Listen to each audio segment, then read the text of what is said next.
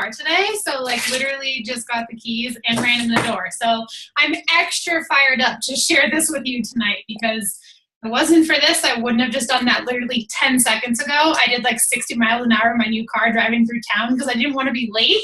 So I'm fired up and honored to be here. I have become obsessed with the topics of mastering your mindset, and I kind of started to transition this year into teaching my team and others how you make that jump from going from the day you sign up as a Beachbody coach to becoming a business owner, to becoming someone who says, I am an online health and fitness business and health mentor, whatever it is you call yourself. I am so excited to share with you guys. I wrote down all the things that I think it takes from my heart to really see success in a big way. Because I think it's awesome when someone can pay for, their kids' daycare, or I think it's awesome when someone can pay for their Shakeology. But I've learned to think so abundantly to the point where most times my head is in the clouds. But I've also learned how to apply daily actionable business building mindsets and activities to make those things in the cloud actually come true. So, I never thought. I bought a brand new off the lot 2017 4Runner today. That was my dream car. And I never thought that was possible. Like on my vision board, I didn't even put it on there because it was one of those things that I was like, probably not. Or, having my husband at home working with me every single day, living out his passions, because my income is, allows us a little bit more freedom. And that's the key word is you can talk about the things that this business opportunity will award you in terms of a paycheck. But what you don't sometimes see on paper when you write out goals are the things like freedom, or the things like I don't have to wake up to go into work today, or I can retire my dad next year because he doesn't need a full-time job, but he needs the extra income. So I can retire him and hire him as my assistant for like $10,000 a year. Like that to me, that's the stuff that I'm talking about. So if you guys are, I'm assuming that you're here tonight and you're excited to learn how to go from just Beachbody coach to a life transformer who is leading the way, having a successful business, and it's probably the number one message I get. So that was a rant about why I love this topic, but when I first sat down and wrote things out, the first thing that came to me at the very top was, and if you're taking any notes, I'll kind of usually cue you when to take notes and stuff. So there's a Beachbody coach and then there's a CEO. We're all Beachbody coaches, of course, but the ones who start to see massive success start to make that transition into CEO. And the first thing I noticed that's different with the CEOs and just the Beachbody coaches is the way that they handle things. When a struggle happens, what do you do? When you feel self-doubt, what do you do? When you feel fearful or overwhelmed, when you have something to celebrate as an accomplishment, how do you handle it? Best way to put it is some people are like, well, what do you mean? Of course I'm celebrating being X, rank in the company or this and that. At a certain point, you will wake up every day in this business serving others. And so I think sometimes the Beachbody coaches, they'll get stuck in that, well, I did this, well, I did that. And you'll make that transition into CEO where you wake up every day dedicated to serving others. That's the 5th level of leadership. So just kind of start to think about what that looks like to you. If I was to wake up every day for the next 5 to 10 to whatever, 50 years as a Beachbody coach, how am I able to serve others?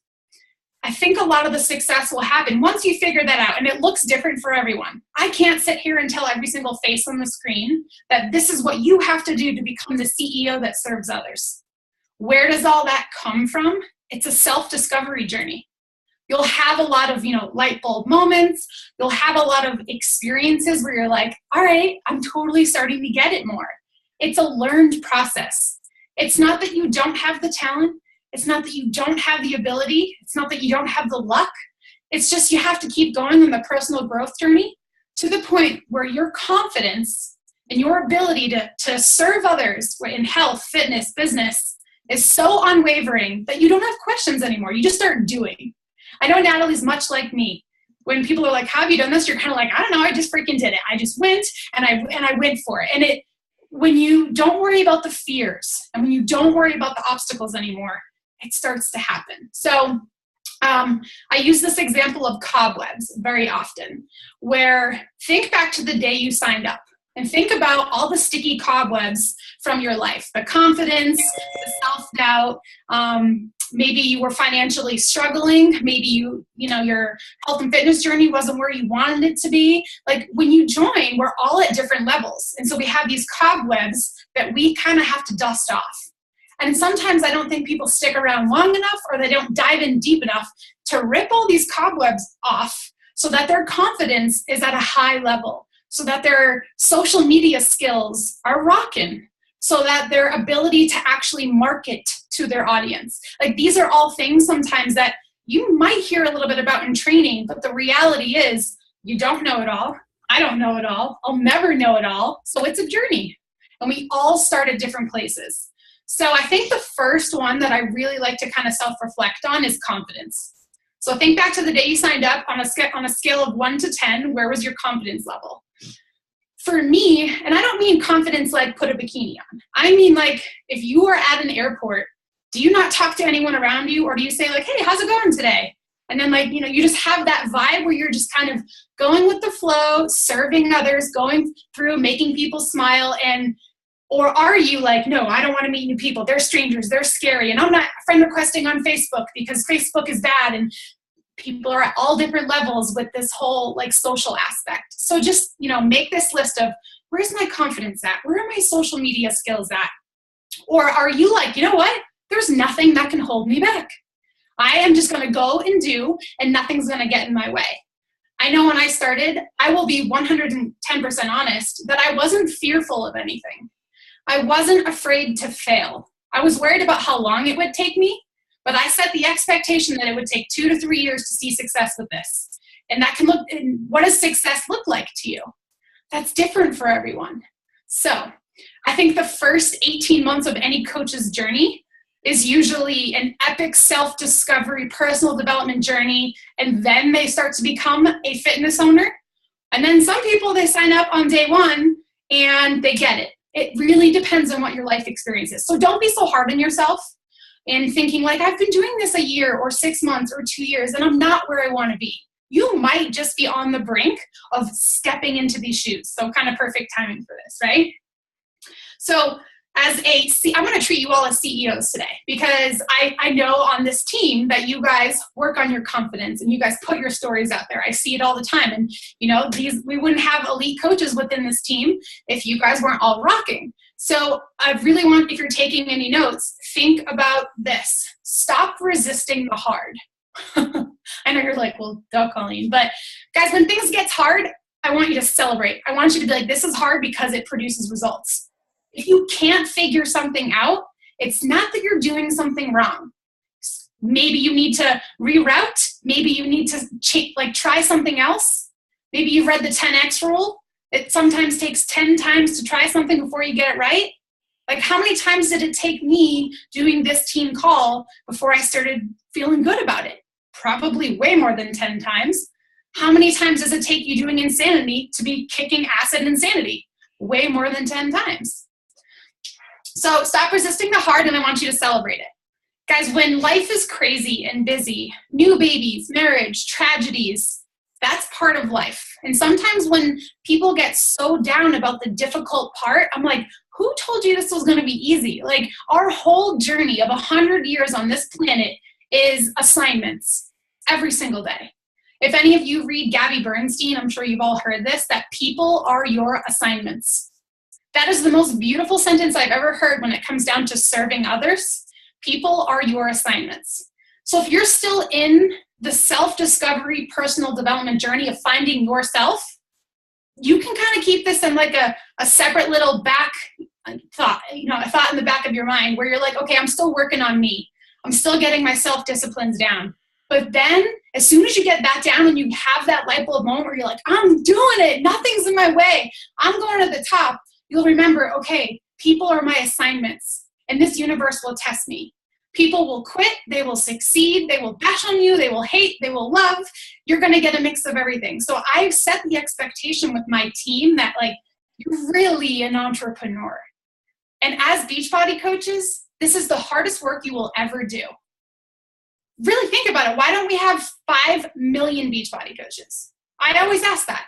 And it's because this is the hardest work we will ever do. I could sell makeup, cars, wine. I could sell you this freaking pen if I wanted to. I'm good at that. But I don't want to do that because it's not going to help change the world in a big way.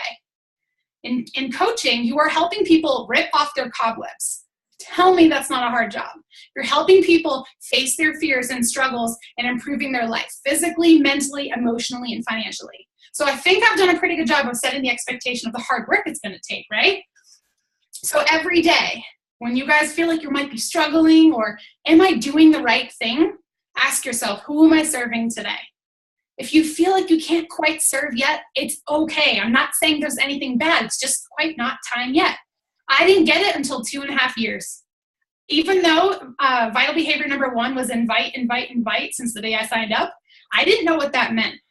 The way I served others, because I think I'm like a natural giver, I want people to be happy because I was so Debbie Downer before I started this.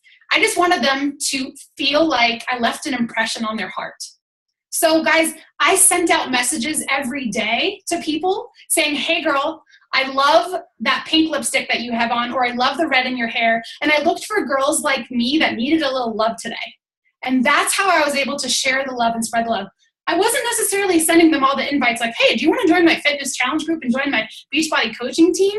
But because I shared the love and I served them, they knew that I was just another person wanting to help them in some way, shape, or form.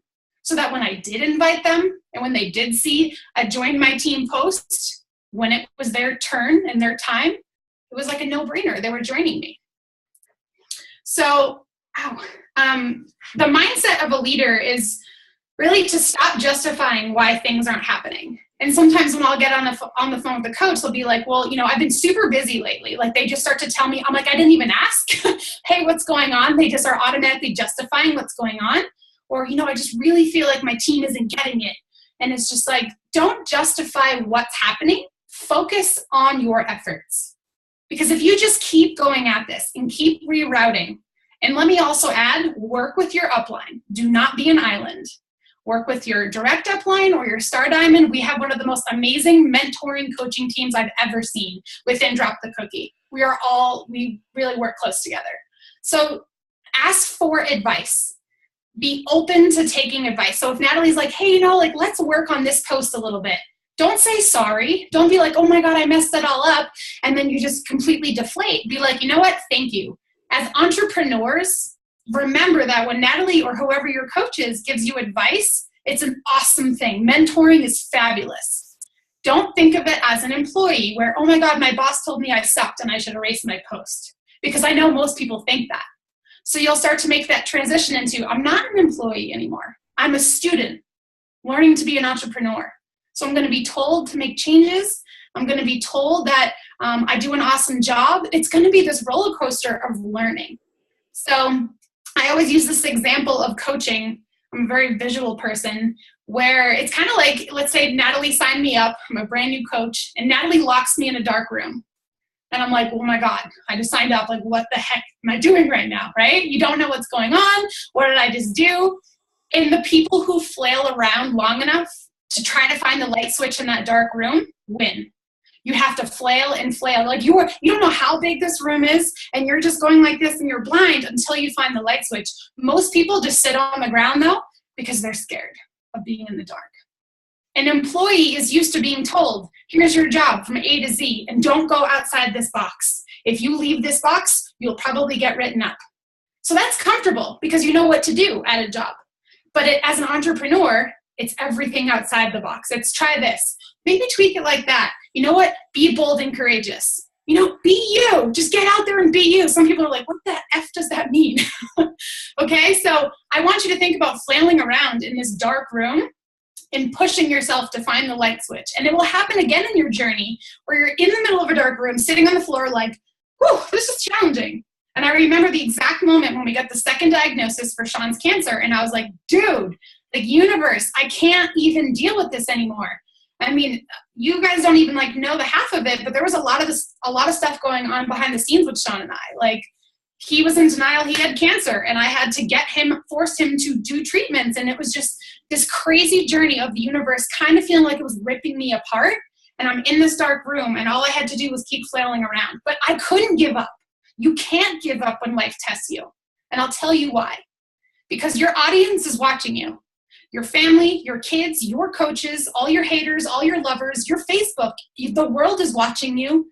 And if you just decide to sit down in this dark room and do nothing and take a step back, they're watching. They feel it. They know it. If you want to be a life transformer and serve people, you have to rise up to the challenge, flail around, share it. And then when you overcome it, because you're actually trying to overcome it, you can say to people when they struggle, Natalie, girl, I understand you're struggling right now. I've been in a dark room before where I've had to flail around. I get what it's like to have to learn Facebook ads or have your best coach quit. I understand that. And then you're going to be able to coach them through it. So do you see the beauty in challenges now? Do you see the beauty in obstacles and SHIT happening? You have to celebrate that you will learn from those experiences, but you also have to be willing to fight. That's the mindset of a leader. You guys know that Natalie does not back down to a challenge. She is a badass, and she will show up day in and day out. And so that's why you guys are successful, because you see her leading, speed of the leader, speed of the pack. But in those moments where you don't have Natalie or your coach to ask a question, remember back to this example of I have to stand up and I have to fight for it because my audience is watching. When you do that, you are able, and when you share the journey, I tried to share as much of the whole cancer mono journey that I could without being a Debbie Downer, because some days that's all I wanted to do. But when I shared my struggle along with my solution for what I was doing, I was able to transfer belief to other people that they could do hard things. And it really started to open up my business to people who were in difficult places, but wanted to make a change. Do you see the difference? In the beginning, I used to recruit broken people who didn't want to be fixed. There's a lot of those out there. Colleen, I want to do what you do. Or Natalie, I want to, be a mom and do this. And then they realize it's hard work and they shut down. You have to show people the hard work, what you did, so that they don't shut down and that they push through. It takes a lot of courage and a lot of personal development to kind of figure that out. So that's why I'm obsessed with mastering your mindset, because we all have the same how-tos, right? We all have the same exact how to hit Success Club, diamond, all this stuff. So why doesn't everyone do it? It's usually a personal development thing, I think. So I always get so out of breath when I do this. I don't think I breathe. So becoming a leader in this business is about being able to take that unwavering belief you have deep down inside and transfer it to others. So it's not, someone comes to me and they want to join my team and I'm like, oh, we're going to do this together, rah, rah, cheerleader. I say, you know what? I want to work with you if you're willing to do the hardest work you'll ever do on yourself. Mentally, I need you to know that this is going to take work, right? This isn't just some thing you're going to do. This is going to be what changes the course of your life. So it's going to be leg work. You're going to have new habits. You've got to go food shopping properly. You have to do personal development. You're going to probably have some new more positive friends. You might lose some negative ones. I let them know that this will be a journey along the way. And I transfer that belief to them early of, okay, I've seen what Colleen and her team has done. I know it's going to be some hard work. And people aren't quitting. They're not quitting 6 months in because they thought this was just going to be the best thing since sliced bread. They're sticking around for 2 to 2.5 years because they're like, I know this is going to be a journey. So this journey is going to test you in ways that you will almost feel like you're failing. I don't know if you guys have ever felt that, but you're like, nope, I'm failing. I suck. I'm going to come in last place this year, and I'm not going to earn $1, like the lowest of lows days. And guys, I'm sure you can all relate in some way. Maybe not that dramatic, but I felt that low before, sitting in this very office, crying in tears because I'm sappy like that. But because of that feeling, people question themselves, and they question, I don't know if this is for me. That's usually a good indicator. I'm not saying you're not going to have that feeling, but it's how you treat that feeling. So when I have that feeling, I take responsibility for what I do next. I think that's something that sometimes people, they struggle with. So I could tell you to go read a PD book. I don't know how much that's going to do. How many of you know people, you don't have to raise your hand or anything, but how many of you know people who do PD, but their life isn't changing, right? I'm sure we all have those people in our lives. And I tell people that there's 3 types of PD. The first one is a you book, which is like You Are a Badass, the fun fairy, rainbow, glitter, unicorn books that are so fun and everyone loves to read because they're easy, because they make you feel good. The second is a business book, things like GoPro, 6 months to 6 figures, the 10X rule, more business hype stuff, because you got to learn that. Jab, jab, jab, right hook. And here's the third that most people ignore. It's experience. So we hide behind our computers too much. We hide behind, I read 10 minutes of PD today. That's going to get you through the first maybe 18 months of coaching. And it depends where you came in your life before coaching. I was broken as shit. I had to fix every aspect of my life. So I dove into PD, but I think the biggest thing for me was experience. And by that, I mean, have you been to an event? I'm sure you all know that feeling of an event. You're like, I'm never quitting. And then when it gets hard, you kind of need something else to keep you going. Super Saturdays, team retreats, you got to qualify for those if you guys have them available to you. And then the investment in yourself. So I remember being super broke and having all my credit cards maxed out. And this is so not Dave Ramsey friendly, but here's how I got to where I am today. I did what I had to do. I put money on my credit card to travel to an event that I really felt like was speaking to me. I've done Tony Robbins. I've done extra Beachbody trainings. I put the freaking $600 on my card. And guess what? I busted my butt to pay that $600 off. I don't think that the whole Dave Ramsey thing of don't put anything on your credit card. I'm like, when people are broke, what are they supposed to do when they have to get ahead? You are your business. If you wait for your business to get to $500 a month and you don't do anything to help yourself get there, you're never going to get there. You are your business. So have an experience. It doesn't have to be just a Beachbody event. Maybe you reach out to your local Super Saturday and say, hey, I want to help. Check in tickets. Do something to put yourself in a place of where you're going to feel like an authority, where you're like, I am helping people. I'm meeting people, looking at them in the eye, having that human connection. That's why Summit's so great, because I see Natalie, I hug her, and then I kiss her, and then we hang out and we cuddle. And if there's nothing greater than human connection, don't hide behind your computer. You need experiences to give yourself that unwavering belief. And as an entrepreneur, you take risks. So that's the thing. Like, I don't really know if Dave Ramsey is talking to entrepreneurs, because what person starts a business and isn't in debt? You know, like every entrepreneur is going to be in a little bit of debt. So I think he's awesome. I'm not like totally banking on him, but I feel like you got to be willing to take a little bit of risk. And it's not failing. You cannot fail. It's called trying. I could try something 10 million times. Does Carl Deichler call me up and tell me I suck and fire me? A regular job would. No. Right? Beachbody and coaching, they're not going to call you up and tell you that you suck. So don't use the cop-out of I'm afraid to fail, because it doesn't work. It's kind of a little cop-out in this business. So have a mindset so strong that you can conquer any obstacle. And I mean any obstacle. And people hear that and they get it. And then life happens or business happens and then they crumble. And they're like, oh, maybe I should have done a little bit of that PD experience out of my comfort zone learning stuff that I've heard about. I thought it was all rah-rah stuff. Experience and those dark room stumbles will make you so much stronger so you can help your team do the same. That happens to everyone.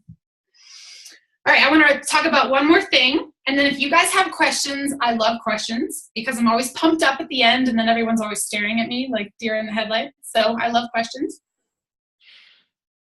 Okay, so the power of choice as a leader. So let's bring it back to like the challenger example of power of choice. If you buy the Oreos, you will eat the Oreos. If I buy crappy food during my challenge group for my family because my kids have to eat it, you're going to eat it, right? So it comes down to the basics of that. As a coach, it's the same thing.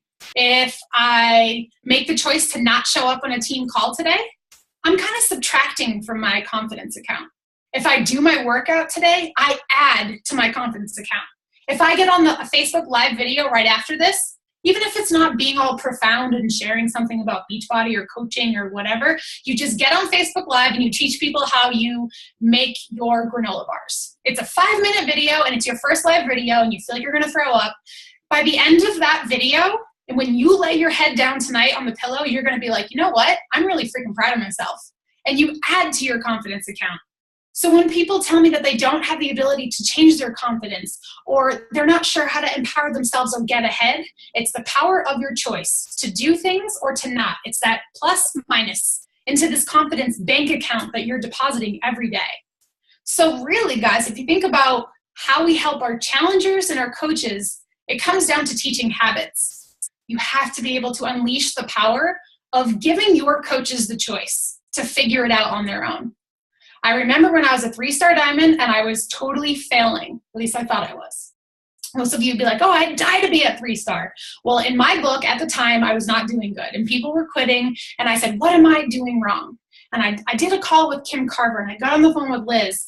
And I mean, I at least believe that I give my all in this. I can always do better. And I'm like, what am I doing wrong?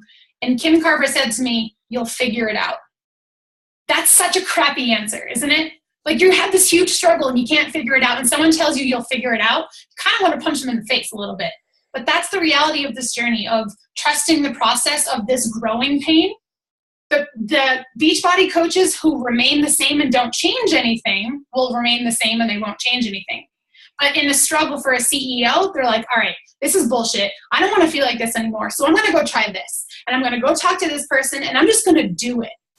You have to start understanding that it really does come down to like 100% responsibility of the power of your choice. So if you've been a coach for 2 years and you haven't been treating it as if you have the power to grow your business, you have to start now. If you've been a coach for 2 days, awesome. You have the power and the choice to change your life, to change so many things in 1 year. Don't have the expectation that February will change your life. Have the expectation that 2017 will be a pivotal, monumental, momentum-based year.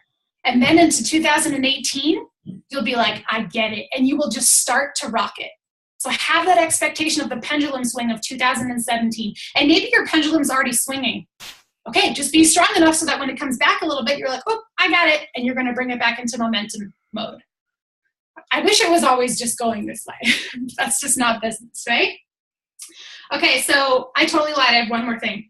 The power of a choice as a leader. I bring this up because I grew up as an Olympian, as a competitive gymnast. I wish I was an Olympian gymnast. And I am so thankful my parents put me through that because it taught me self-discipline and work ethic.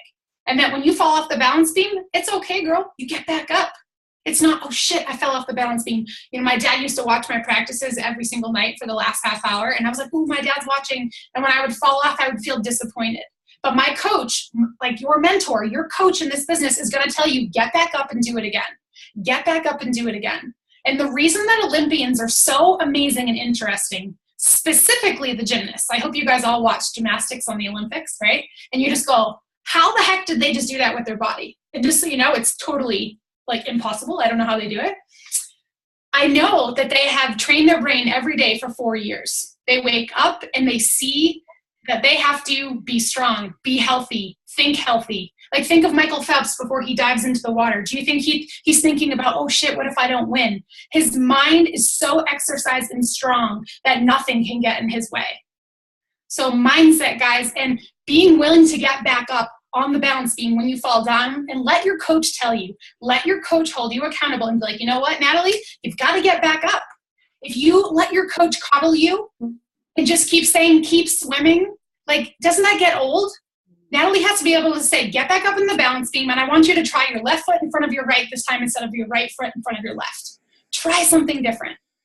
So that's why Olympians are doing the unthinkable, because they get back up every single time. So when I wake up in the morning, I kind of treat myself like an Olympian of my life and business. It comes down to the training that I do every day. And that's my spiel for you guys.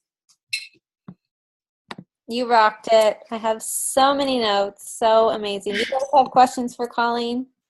I just spilled water all over myself. You're allowed. She loves questions, and she's kind enough to hang out with us for a few. So yes, it can be about anything. It doesn't even have to be about the rant. I just went on about mindset and Olympian. Use this opportunity, like, because there's a lot of new coaches on here tonight, Colleen. So, like, they can use this opportunity as to, like, build that confidence, right? To build that meter up by stepping up right now and just getting out there on your screen and just being like, hey, I have a question. So that kind of stuff is like really where it starts. I remember when I was starting this business and like I was terrified to unmute myself and ask a question, and my voice was shaky. But the more that you do those things, the better you get and the more confident you become in this business. So let's go for it. Maybe something you're struggling with, maybe something that you're not sure about. I need 2 questions. I'm going to start calling on people. They're going to get mad at me. So you guys know it all? Like, you're good to go? You're going to go be a CEO and kick ass? I have a question. I'll ask one. Yay! So I feel like getting coaches from going from that like first PD stage of just like reading books and feeling good about themselves and like just like almost like pushing them over that cliff into the experience is where I'm struggling with my team. And like Super Saturdays have become non-negotiables and stuff like that. So like, how do you feel like you just like get them to like see the value in it, besides just like sharing kind of your experience with the events and things like that? So, I mean, first you have to make sure you're doing something like that.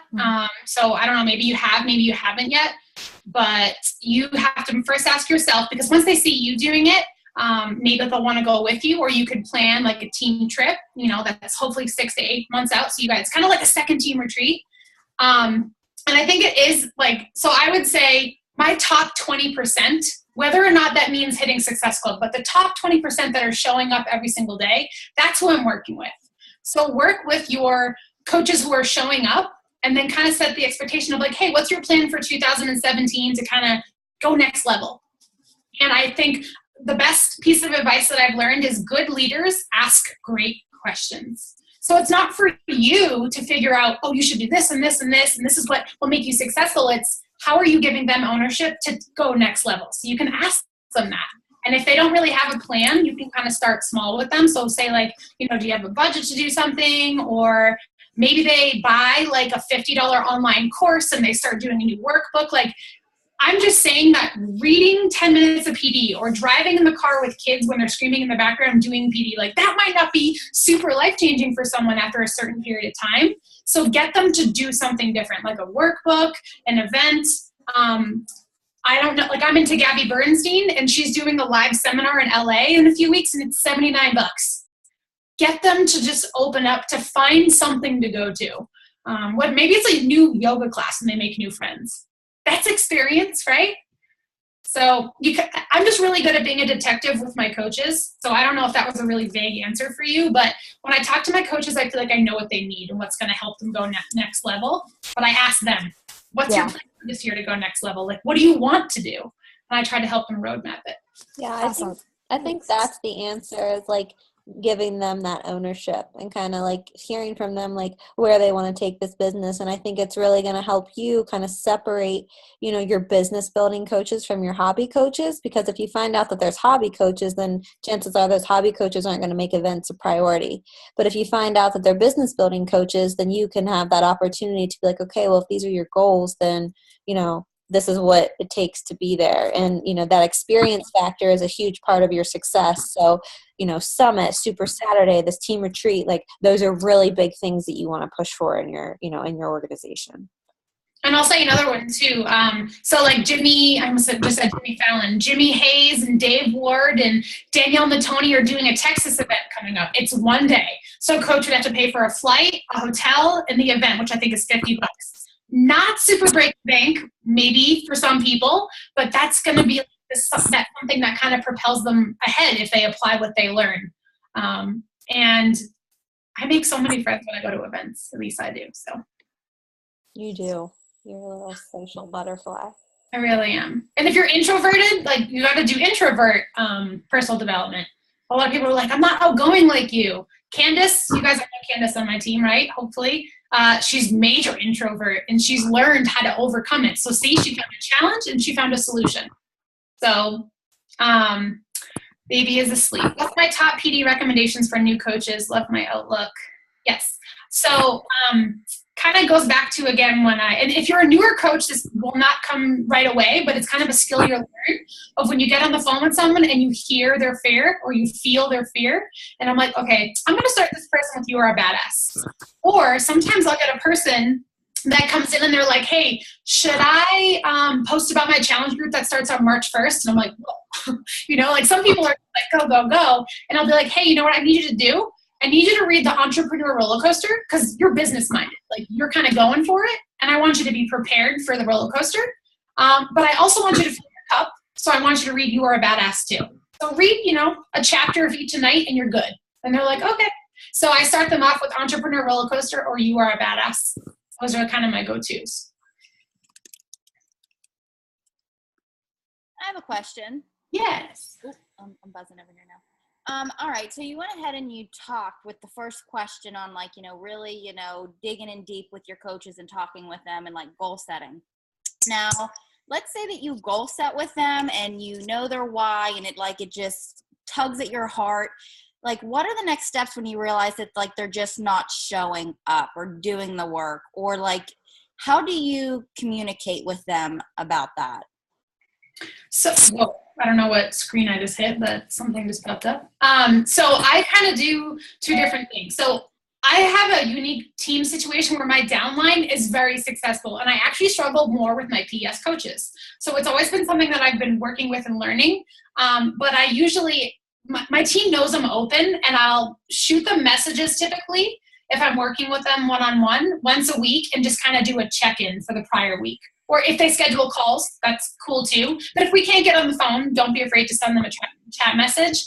But before I'm sending them a check-in message, I've set the expectation of what showing up looks like. You guys will learn that you literally have to be like, okay, so you showing up is going to be 2 to 3 posts a day on social media. I need to see you on our team call, and I need to see you in our challenge group, right? So like you're literally breaking down what you need to see them do. And then if they're not doing those things, you can be like, "Hey, I just wanted to check in. I know that you said I can hold you accountable. Is everything okay?" That's a really good phase, because you never know what's going on in someone's life.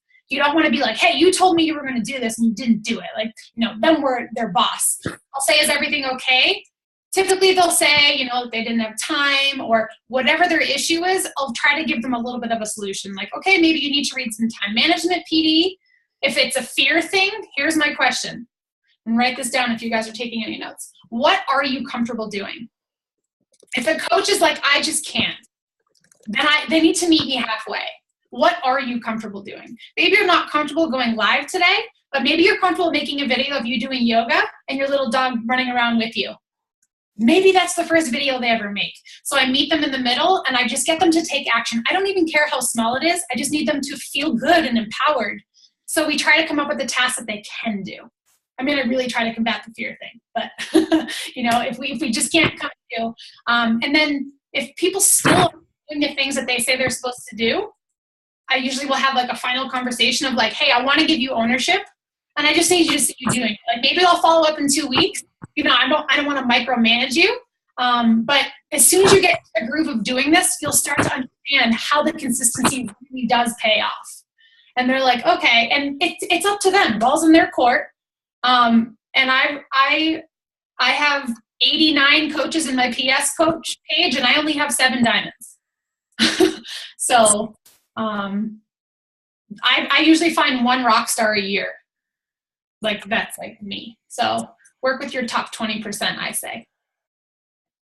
That was really good advice. Thank you. Okay, you're welcome. I'm like the master detective of what the heck are you, not you, like if a coach is struggling, like, "What are you doing over there?" Like, let's fix it. I'm a fixer. So. Any other last questions for her, you guys? I have a question. Where do you go to I'm not good with the whole researching technology thing. Where do you go to find new personal development and just events and stuff, just to keep them engaged and yourself? I want to, continually grow myself and my coaches. So is it just out there? I'm really bad at that stuff. Our network really provides a lot too with all the people. And what does? Yeah.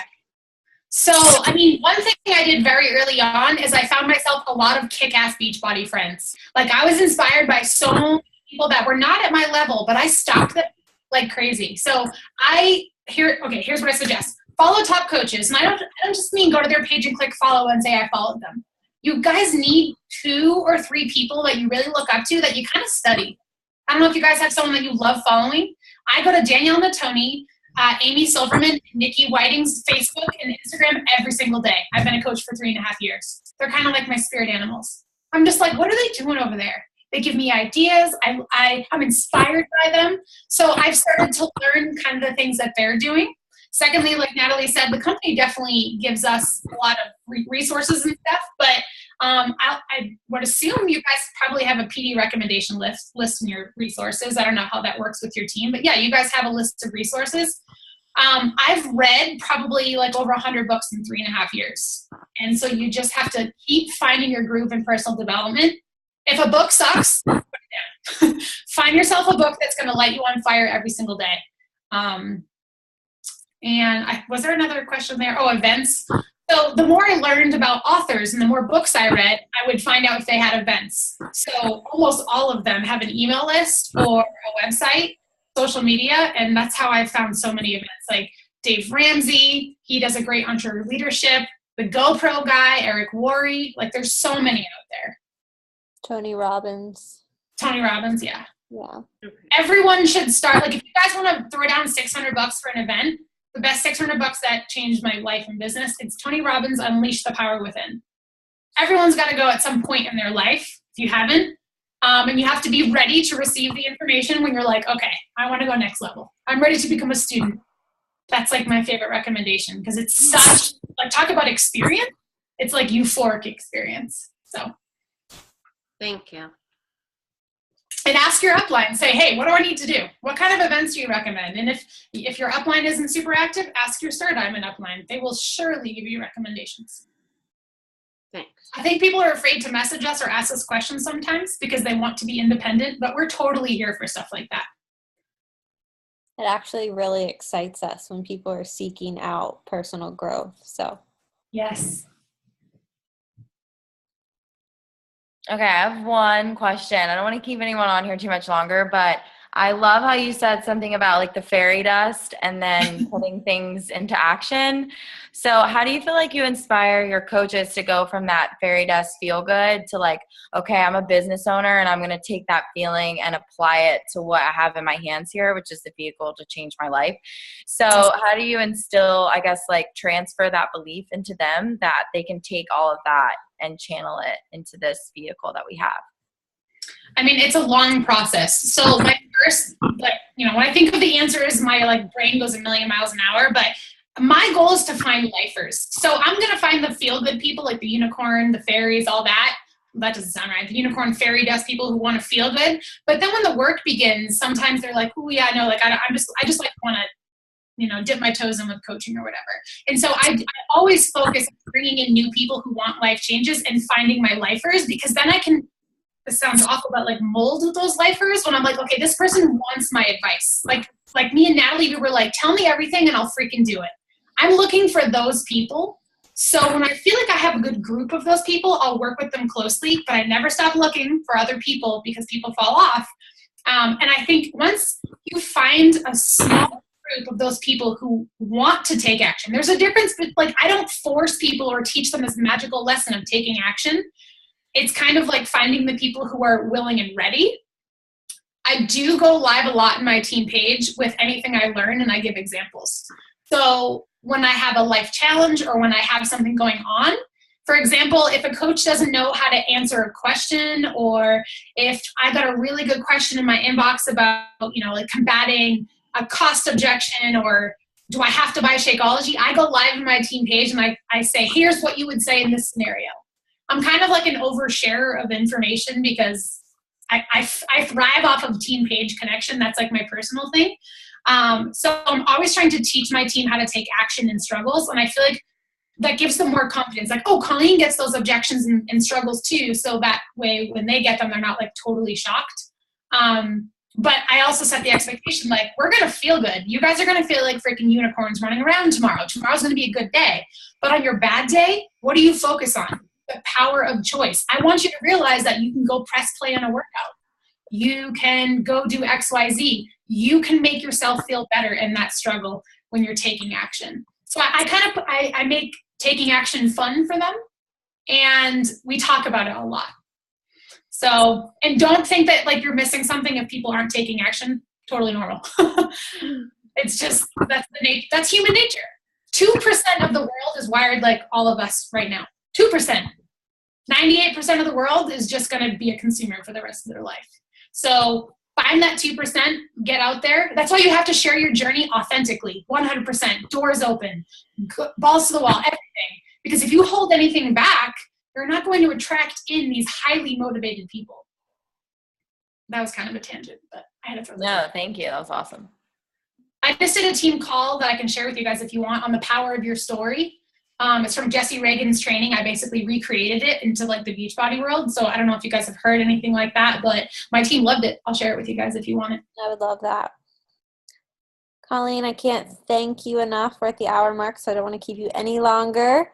Go crazy in your new car, babe. I hope you love it. And honestly, that was so valuable. So I really appreciate you taking the time and chatting with Misfit Legion. I know everyone here heads are probably just spinning with information and excited. I talk a lot. Sorry. No, honestly, it's just good, and it's a great perspective.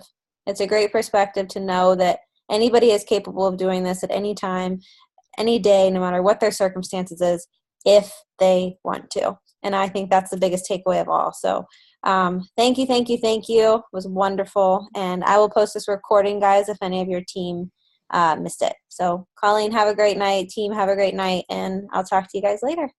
Bye. Thank you. Bye. Sorry I was late. Okay, bye.